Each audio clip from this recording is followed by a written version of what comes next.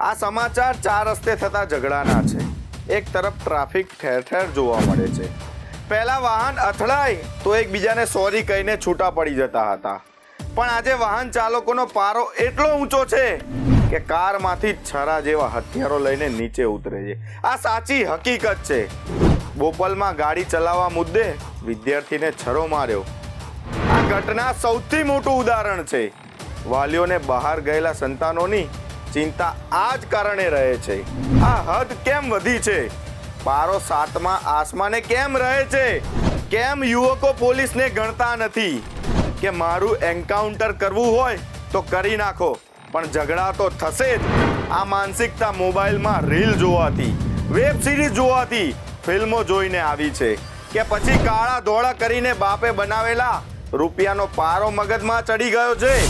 સમાજના તમામ પાસાઓએ આનો અભ્યાસ કરવાની જરૂર છે.